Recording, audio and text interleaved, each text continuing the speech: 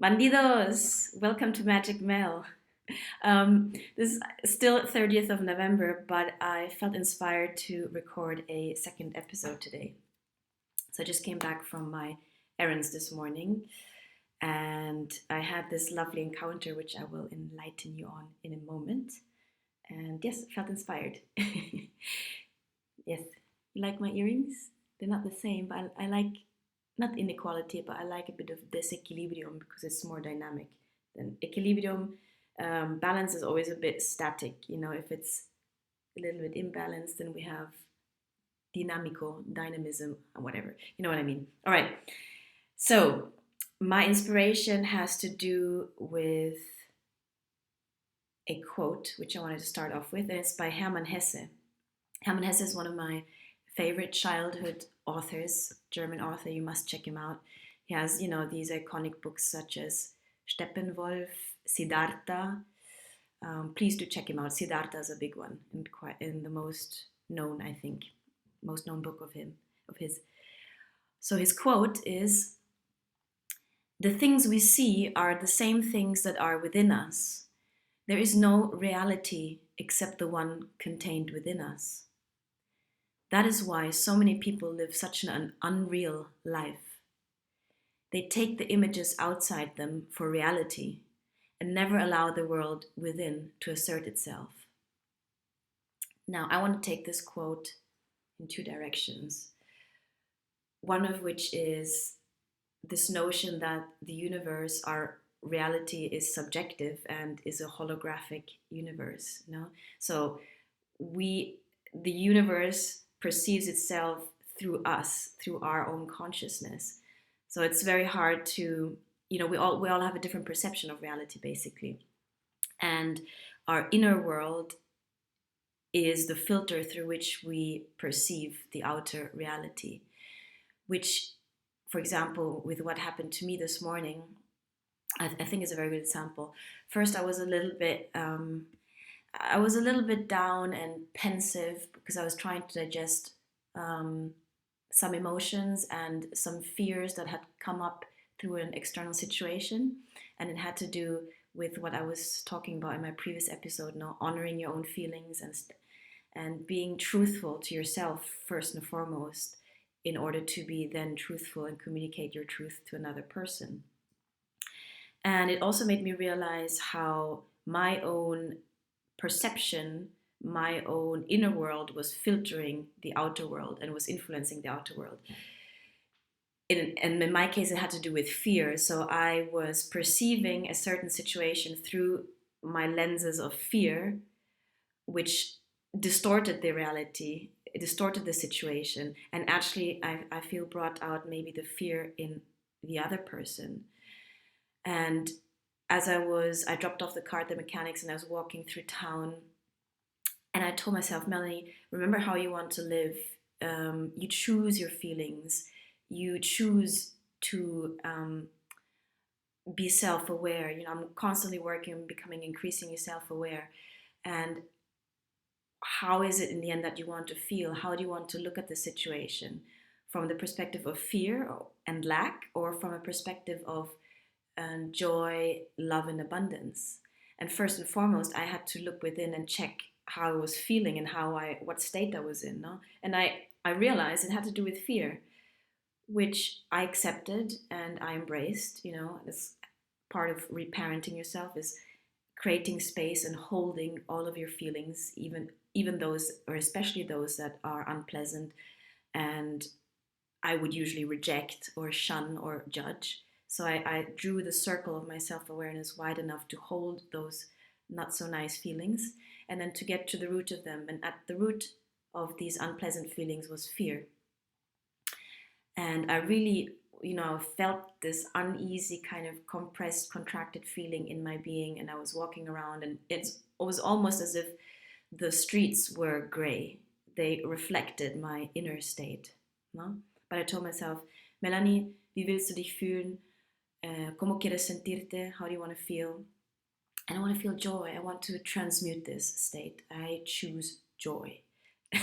And literally, as soon as I told myself that, said that to myself, I looked left, and there was this crazy big internal parking space that looked like someone's garage. It was someone's garage, but I felt brave enough to just walk in there. And this person, whoever it was, it had like all these different items displayed on the walls, like a museum almost, like a collection of fishing nets and hooks, all kinds of crazy items, a bit like I would do because I'm like a hoarder. I love collecting stuff.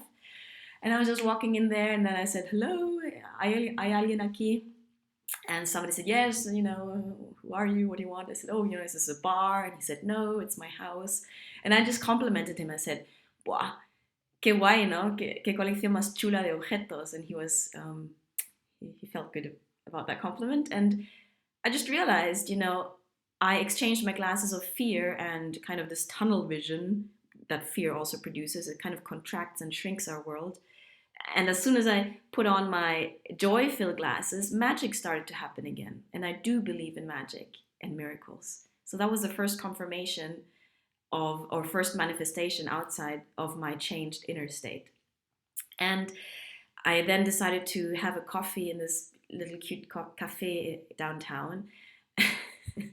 And I kid you not, as soon as I sat down, I felt good. One of my friends passed by. She does yin shin jitsu, beautiful person. We had a little conversation. Then I saw the people next to me, a British couple, have a big ass British English breakfast. And I'm like, I checked in with myself, like, I'm kind of hungry. So I ordered the same and just inhaled the English breakfast and struck a conversation up with them. And it turned out to be really lovely. And they said, oh, they just arrived from Leeds here and were spending Christmas holidays with their daughter, whose name was Joy. And I'm like, oh, what an awesome name. I'm all about joy. And I ended up meeting Joy, the daughter, and she turned out to be an energy healer. So we exchanged numbers because I said, hey, I'm trying to connect with exactly this kind of community here in Javia. And we exchanged numbers. And then this other lady joined in. This is kind of bizarre, surreal thing happening there. This other lady joined, and she was all jolly, wearing this pink bright shirt, and it said like Zumba love. It was all loud, and I'm like, that's a cool shirt. Ended up that this lady with the Zumba shirt was the Zumba teacher of my mom. My mom had gone to her class this morning. So it was this funny, like, full circle of kind of love and joy. So the Zumba teacher had the t shirt on which said love, big bright letters. And Joy, my newfound friend, had this pink shirt on with like big hearts. So for me, it was like joy and love standing right in front of me and confirming my inner state and the way I was perceiving reality through love and joy. Isn't that cool? So what I'm saying, going back to Hermann Hesse's quote, the things we see are the same things that are within us. So meaning our inner state filters our perception, filters the way we see things. And he continues, there is no reality except the one contained within us. Talking about the same, no? But then he says, that is why so many people live such an unreal life. They take the images outside them for reality and never allow the world within to assert itself.